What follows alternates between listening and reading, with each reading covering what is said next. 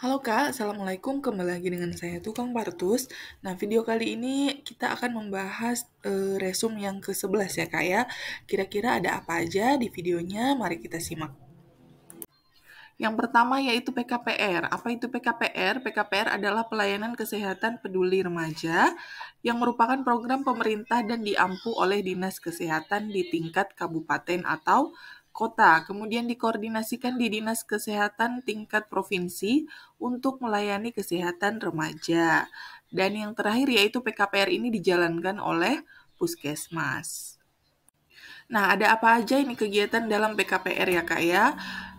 Selain memberikan pelayanan pencegahan preventif, kemudian pengobatan kuratif, promosi dan rehabilitasi, Puskesmas PKPR juga menjalankan kegiatan seperti pemberian informasi dan edukasi, pelayanan klinis medis termasuk pemeriksaan penunjang dan rujukan, konseling, kemudian pendidikan keterampilan hidup sehat, dan adalah kemudian pelatihan konselor sebaya.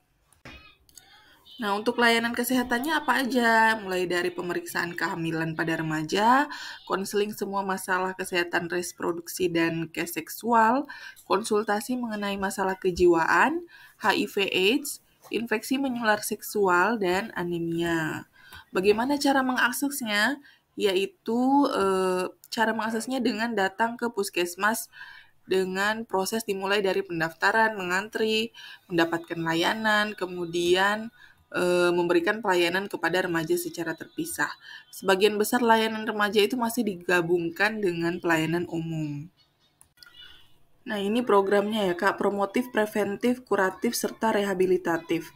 Promotifnya itu kegiatan KIE, mungkin seperti PHBS, Kespro, kemudian konseling pemantauan dan pemeliharaan sanitasi, kemudian pencegahan penyalahgunaan nafsa, olahraga rutin, dan kompetisi.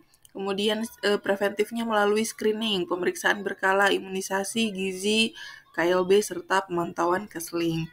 Kuratifnya yaitu ada pengobatan khusus seperti TB, IMS, HIV/AIDS. Nah, kalau nggak ada poli kesehatan, maka pemeriksaannya itu langsung pengobatan dilakukan oleh di puskesmas. Rehabilitatif itu fisik dan mental terhadap gangguan perilaku. Jadi mulai dari dimulai dari puskesmas, kemudian jika terjadi masalah itu dirujuk ke rumah sakit. Selanjutnya ada skema merujuk pasien. Di sini masyarakat datang ke posyandu mungkin. Kemudian dari posyandu dirujuk ke puskesmas pembantu, kemudian dirujuk ke puskesmas jika tidak bisa ditangani. Kemudian kalau misalnya tidak bisa ditangani di puskesmas, dirujuk ke rumah sakit tipe C atau tipe D. Setelah itu kalau misalnya nggak bisa, ditangani lagi ke rumah sakit tipe B. Dan yang terakhir yaitu rumah sakit tipe A ya. Persiapannya ada apa aja? Ada Pak Sokuda, yaitu bidan, alat, kendaraan, surat, obat, keluarga, uang, dan darah. Terus ada juga katanya masuk kadar oksigen dalam otak itu berapa. Kalau yang saya baca di sini untuk kebutuhannya itu otak sekitar 20% dari total kebutuhan oksigen tubuh. Kemudian kalau perhitungan normalnya menggunakan SPO2, kadar oksigen normal itu antara 95 sampai 100% dengan tekanan parsial yaitu 80 sampai 100 mmHg. Kemudian untuk yang rendah itu di bawah 95% dengan tekanan parsial di bawah 80 mmHg. Ada juga syarat dilakukan MMD atau musyawarah masyarakat desa, yaitu yang pertama harus dihadiri oleh TOMA, pemuka masyarakat, petugas kesehatan, dan sektor terkait kecamatan. Kemudian dilaksanakan di balai desa atau tempat pertemuan lain yang ada di desa, kemudian dilaksanakan segera setelah SMD dilaksanakan. Jadi kalau udah didapat masalah pada saat SMD, kita wajib melakukan MMD dan masalah tersebut diangkat pada acara tersebut. Selanjutnya, teknik menyusui ini sebelumnya masuk di FR berapa ya? Pernah saya masukkan kalau nggak salah. Untuk cradle cradle yang biasa itu untuk posisi paling umum pada ibu. Kemudian football itu bayi kembar atau payudara yang besar. Kemudian cross cradle itu bagi ibu yang yang ingin mengontrol perlekatan dengan bayinya, perlekatan menyusuinya ya. Kemudian setlying itu untuk ibu yang bekas SC atau yang belum bisa mobilisasi. Kemudian laid back itu untuk bayi yang sudah tidak betah diam. Jadi bayinya udah nggak mau baring, itu maunya menyusunya di atas perut ibu. Ada vitamin C untuk nifas, gunanya yaitu meningkatkan kadar vit C dalam ASI, kemudian untuk daya tahan tubuh ibu dengan kebutuhan atau dosis 100 sampai 120 mg per hari. Ada juga ditanya simbol kohort untuk bumil ini ya. Ada teori sama prakteknya, nanti kakak bisa baca. Kalau yang kemarin ditanyain itu yang K4. Kalau K4 untuk teorinya itu pagar, kemudian prakteknya itu segitiga. Maksudnya di sini kalau teori itu yang beredar, yang di buku itu seperti itu. Tapi kalau praktek itu yang di lapangan kebanyakan seperti itu. Tapi untuk saat ini sekarang untuk kohort itu kan nggak pakai simbol-simbol seperti ini, tapi ditulis seperti biasa. Tapi nyatanya juga masuk di soal tentang simbol. Normal bilirubin pada bayi, yakni tidak lebih dari 10 ya Kak ya. Kemudian tali pusat dipotong setelah 2 menit, kenapa? Supaya bisa mencegah anemia bayi. Kemudian pengeluaran darah di hari kedua postpartum, yaitu lochia rubra.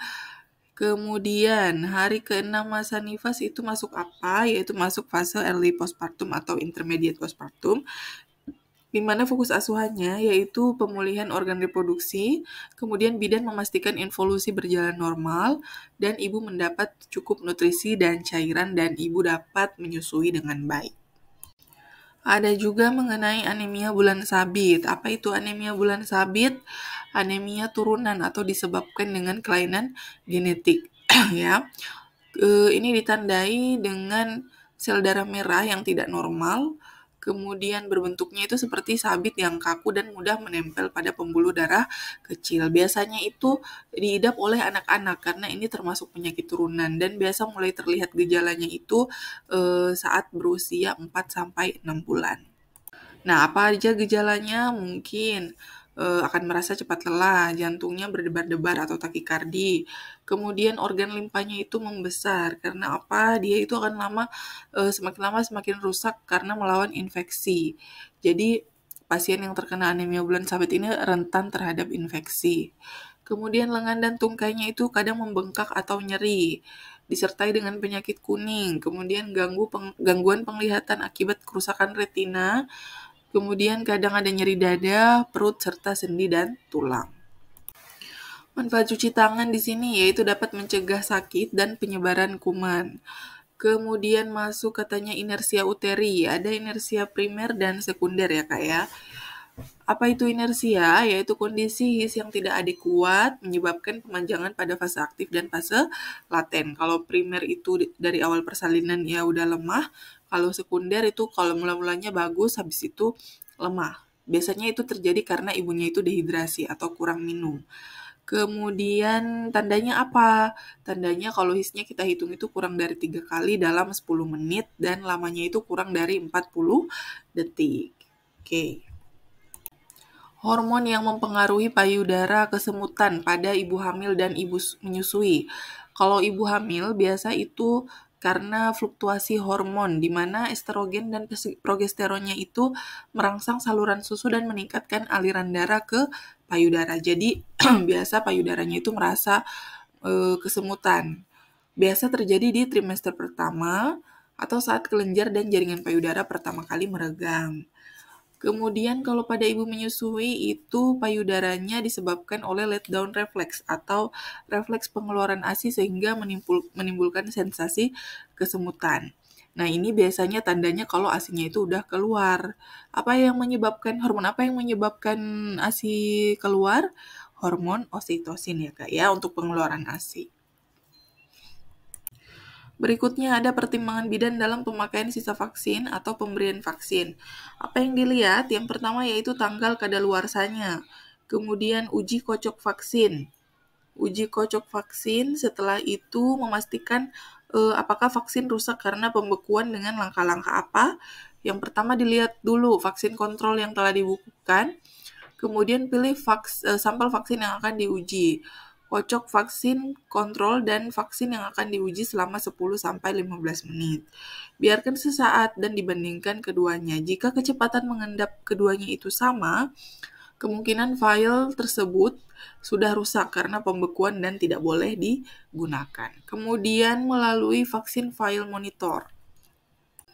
Nah ini ya, ada 4. Yang pertama kalau misalnya warna perseginya itu di dalam lingkaran lebih terang dan belum mencapai kadaluarsa, berarti vaksinnya masih bisa digunakan. Kalau misalnya perseginya lebih terang dan dari lingkarannya dan belum kadaluarsa juga masih bisa digunakan. Kalau misalnya persegi dan lingkarannya itu sama, jangan gunakan vaksin sekalipun belum mencapai kadaluarsa. Kemudian kalau perseginya itu lebih gelap dari lingkaran, jangan digunakan vaksinnya ya. Untuk kolom kohort, ini untuk kohort ibu hamil itu data-data ibu hamilnya dimasukkan dalam kolom 28 sampai 39. Kalau untuk ibu bersalin itu 40 sampai 46. Sedangkan untuk kohort ibu nifas yaitu dimasukkan dalam kolom 47 sampai 50. Berikutnya pemeriksaan screening kejiwaan. Biasanya kalau ini masalah psikologi ya Kak ya.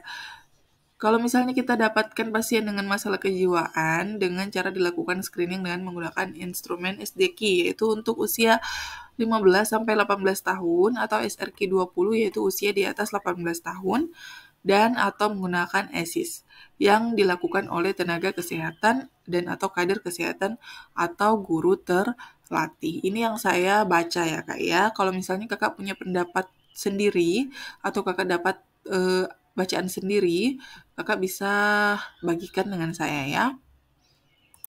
Oke Kak, cukup sekian untuk video kali ini ya Kak ya. Semoga bisa bermanfaat untuk kita semua. Oke, sampai jumpa di video selanjutnya. Dadah, Assalamualaikum.